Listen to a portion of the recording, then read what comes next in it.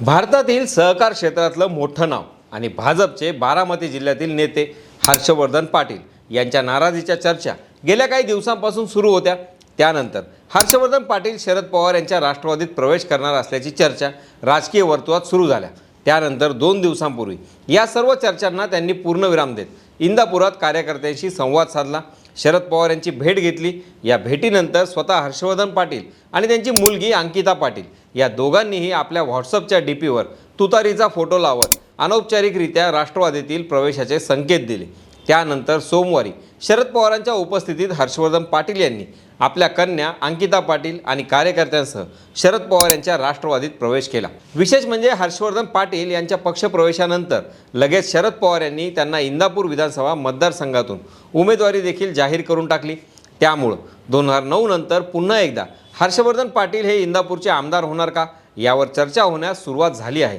किंबहुना एकीकडे हर्षवर्धन पाटील यांच्या पक्षप्रवेशानंतर पक्षाची ताकद वाढली असताना दुसरीकडे शरद पवार यांचं टेन्शन वाढताना दिसत आहे। कारण हर्षवर्धन पाटील यांच्या पक्षप्रवेशानंतर इंदापूरमध्ये तिसरी आघाडी होण्याची शक्यता निर्माण झाली आहे। तर दुसरीकडे सुप्रिया सुळे यांच्या विजयामागे कुणाचे अदृश्य हात होते हे सांगत हर्षवर्धन पाटील यांनी भाजपची नाराजी देखील ओढवून घेतली आहे। याचा फटका निवडणुकीत त्यांना बसू शकतो। कोणती आहे ही तिसरी आघाडी? सुप्रिया सुळे यांच्या विजयामागचे अदृश्य हात कोणते? इंदापूर मतदारसंघात हर्षवर्धन पाटील यांचं नेतृत्व जनता स्वीकारणार का? या सगळ्या प्रश्नांची थेट उत्तरं देणारा हा सविस्तर रिपोर्ट। नमस्कार, मी स्वप्नील आणि आपण पाहतात त्याचं काय महाराष्ट्र। तर मंडळी, आगामी विधानसभेचं गणित ओळखूनच हर्षवर्धन पाटील यांनी शरद पवार गटात प्रवेश केला।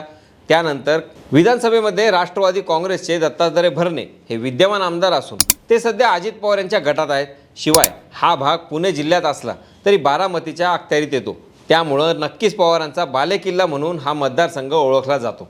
महायुतीच्या फॉर्म्युल्यानुसार हा मतदारसंघ अजित पवार गटाला सुटणार असल्याचं जवळपास निश्चित आहे।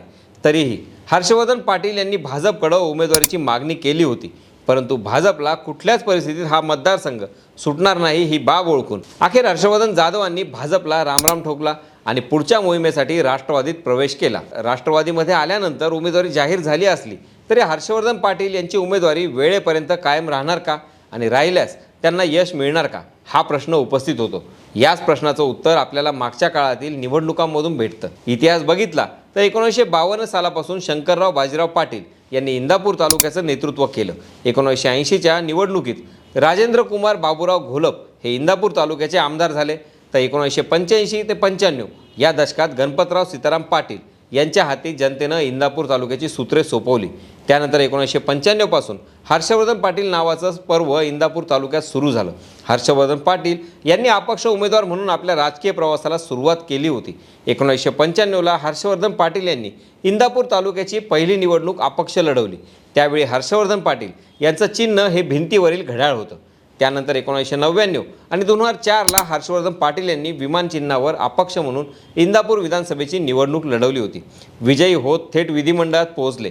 तर 2009ला हर्षवर्धन पाटील हे काँग्रेस पक्षातून निवडून आले होते। आघाडी सरकारच्या काळात त्यांनी मंत्रिपदही भूषवलं। 2014लाही हर्षवर्धन पाटील यांनी काँग्रेसमधूनच निवडणूक लढवली। मात्र यात राष्ट्रवादी काँग्रेसचे दत्तात्रय भरणे यांनी हर्षवर्धन पाटील यांचा पराभव केला। तेव्हापासून इंदापूर तालुक्याची धुरा राष्ट्रवादी काँग्रेसकडे आहे। 2019च्या निवडणुकीत समीकरणं फिरली। 2019ला महाविकास आघाडीच्या जागा वाटपात इंदापूरची जागा ही विद्यमान आमदार असल्यामुळं राष्ट्रवादी काँग्रेसच्या वाट्याला गेली। त्यामुळं नाराज झालेले हर्षवर्धन पाटील यांनी काँग्रेसला सोडचिठ्ठी देत भाजपचं कमळ हाती घेतलं। हर्षवर्धन पाटील हे भाजपच्या कमळ या चिन्हावर महायुतीमधून निवडणूक लढले। ही निवडणूक अत्यंत चुरशीची झाली। राष्ट्रवादीच्या दत्तात्रय भरणे यांना 1,14,960 मतं मिळाली, तर हर्षवर्धन पाटील यांना 1,11,850 मतं मिळाली। चुरशीच्या झालेल्या या निवडणुकीत हर्षवर्धन पाटील यांचा 3,110 मतांनी पराभव झाला।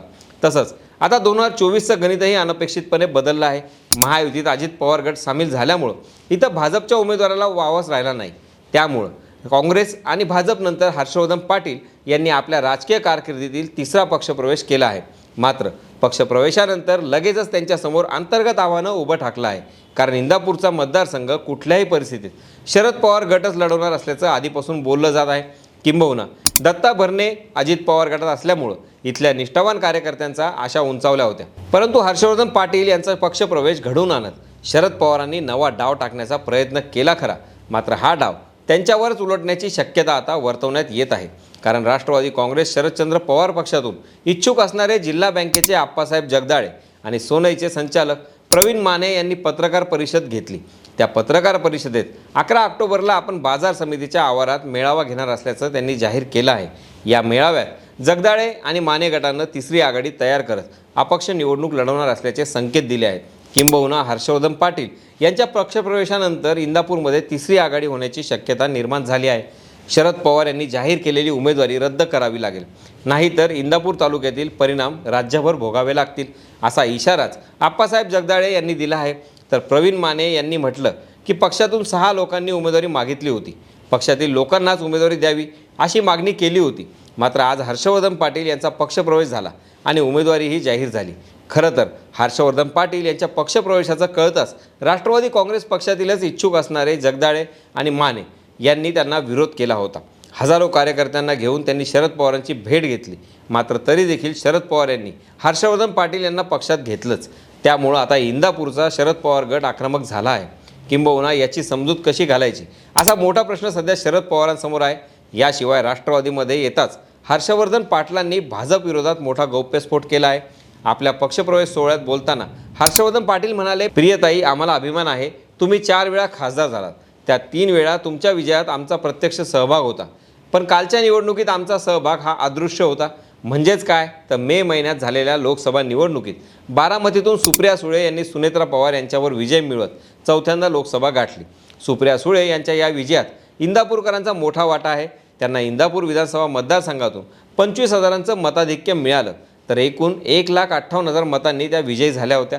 आता हर्षवर्धन पाटील यांचा गौप्यस्फोटानंतर सुनेत्रा पवार यांचा बारामतीतील पराभव आणि इंदापुरातील सुप्रिया सुळे यांच्या लीड मागं कोण होतं हे स्पष्ट झालं आहे. हर्षवर्धन पाटील यांच्या या कबुलीनाम्याचे काय परिणाम होणार हे येत्या काळात स्पष्ट होईलच. पण लोकसभेनंतर बारामतीच्या भागात पुन्हा एकदा अजित पवार गट विरुद्ध शरद पवार गट एकमेकांना भिडणार आहेत. दोन्ही गटांसाठी ही प्रतिष्ठेची निवडणूक असणार आहे. त्यात मागील 2 निवडणुकीत हर्षवर्धन पाटील विरुद्ध दत्ता भरणे अशीच लढत झालेली आहे. हर्षवर्धन पाटील यांनी पुन्हा एकदा हे समीकरण जुळवून आणलं आहे. त्यामुळे इंदापूर मतदारसंघाची धुरा त्यांना कुठल्या राष्ट्रवादीकडे जाणार हे बघणं महत्त्वाचं ठरणार आहे. आपण वेळोवेळी याबाबतचे अपडेट घेतच राहू. तत्पूर्वी तुमच्या मते इंदापूर मतदारसंघाचा पुढचा आमदार कोण असावा हे आम्हाला कमेंटच्या माध्यमातून कळवायला विसरू नका. बाकी राजकारणाच्या आखाड्यात आपली नजर कायम असणार आहे. तेव्हा कुठेही जाऊ नका. पाहत राहा, सबस्क्राईब करा. त्याचं काय महाराष्ट्र.